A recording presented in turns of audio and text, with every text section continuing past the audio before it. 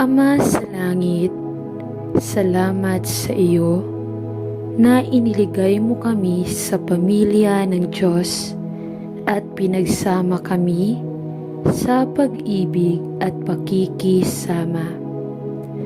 Patawarin mo kami sa mga oras kung kailan bilang iyong mga anak, pinapayagan namin ang mga hangal na isyu ng mundo na masira ang aming relasyon sa bawat isa at sa iyo. Pagkaisa sa amin sa buno ng kapayapaan at magkasama kami sa banal na pag-ibig sa bawat isa at sa iyo. Bantayan ang aming mga puso at ang aming mga labi at nawa ay matutunan nating mag-isip at magsalita sa paraang nakalulugod sa iyo. Nawa ay maging isa tayo sa pagsasanay at layunin sa papuri ng iyong banal na pangalan. Nawa ay maimpluwensyahan ng Panginoong Hesus ang ating pag-uusap at nawa ay ang banal na spirito ng kapayapaan ay magkasama tayo sa pag-ibig habang tinitignan natin si Jesus. Alam na siya lamang ang ating prinsipe ng kapayapaan. Tulungan kaming maging masunurin sa aming tungkulin at bigyan kami ng isang pagnanais na matapat na manalangin para sa bawat isa at isaalang-alang ang mga pangangailangan ng iba na mas mahalaga kaysa sa aming sarili. Nawa tayong maging isang bahagi ng iyong universal na simbahan ay maging isang puwersa ng kabutihan sa aming lokal na pamayanan. At nawa tayong maging tapat na saksi sa mga nawala upang makita nila ang aming pag-ibig sa bawat isa at sa iyo at luwalhatiin ang aming Ama sa langit. Sa pangalan ni Jesus. Amen. Panalangin para sa panahon ng refreshing sa Diyos. Ama sa langit, tahimik ang aking puso na ipinagdarasal ko at tulungan akong maging nasa harap mo. At Panginoon, sa katahimikan ng aking isipan at sa katahimikan ng aking puso, hiniling ko na ibuhos mo ang aming buhay na tubig ng iyong salita upang ma-refresh ang aking espiritu at kaluluwa. At paliguan mo ako ng nabagong lakas na nagmula lamang sa iyo. Salamat sa iyo na ipinangako mo ang mga oras ng pag-refresh sa lahat na tumalikod sa kasalanan at pagiging makasarili at nagtiwala sa Panginoong Hesus bilang tagapagligtas.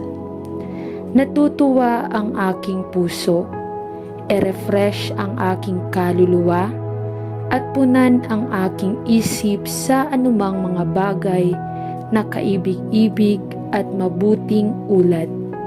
At dalhin mo ako sa pagkakaisa ng Espiritu at pagkanta ng layunin sa lahat ng tinawag ng iyong pangalan. At Panginoon, ipinagdarasal ko na habang ako ay nabago sa spirito at na-refresh ang aking puso, nagagamitin mo ako upang maging isang sisidlan kung saan ang mga oras ng pag-refresh ay ibinuhos sa iba, sa papuri ng iyong banal na pangalan. Sa pangalan ni Jesus ay nagdarasal ako. Amen. Panalangin para sa pandaigdigang pag-ibig at pagsasama. Ama sa langit, sa isang mundo na lalong nagagalit sa mga Kristiyano, ipinagdarasal namin na gumawa ka ng isang gawain sa puso at buhay ng bawat miyembro ng iyong katawan.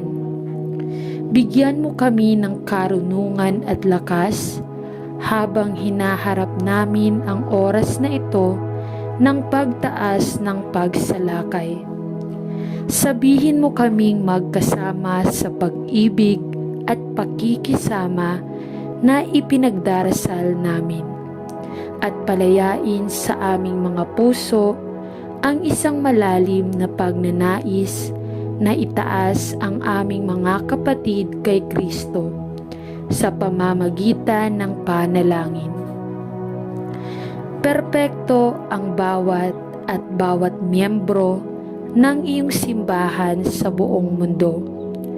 Iguhit mo kami sa bawat isa at sa iyo, at pakabanalin ang iyong simbahan sa paghuhugas ng tubig ng salita, upang siya ay maging perpekto at banal, walang kapintasan at libre mula sa bawat lugar at kulubot. Gumamit ng bawat miyembro ng iyong katawan upang maging isang saksi ng iyong biyaya at pag-ibig, at magkasama kami sa banal ng pakikisama at matamis na pakikipag-isa, upang malaman ng mundo na ikaw ang Panginoon at kami ang iyong mga anak. Salamat sa pangalan ni Jesus. Amen. Panalangin para sa pandaigdigang pag-ibig at pagsasama. Ama sa langit, sa isang mundo na lalong nagagalit sa mga Kristiyano, ay ipinagdarasal namin na gumawa ka ng isang gawain sa puso at buhay ng bawat miyembro ng iyong katawan. Bigyan mo kami ng karunungan at lakas habang hinaharap namin ang oras na ito ng pagtaas ng pagsalakay. Sabihin mo kaming magkasama sa pag-ibig at pakikisama na ipinagdarasal namin, at palayain sa aming mga puso ang isang malalim na pagnanais na itaas ang aming mga kapatid kay Kristo sa pamamagitan ng panalangin. Perpekto ang bawat miyembro ng iyong simbahan sa buong mundo. Iguhit mo kami sa bawat isa at sa iyo, at pakabanilin ang iyong simbahan sa paghuhugas ng tubig ng salita, upang siya ay maging perpekto at banal, walang kapintasan at libre mula sa bawat lugar at kulubot. Gumamit ng bawat miyembro ng iyong katawan upang maging isang saksi ng iyong biyaya at pag-ibig, at magkasama kami sa banal na pakikisama at matamis na pakikipag-isa, upang malaman ng mundo na ikaw ang Panginoon at kami ang iyong mga anak. Salamat sa pangalan ni Jesus. Amen.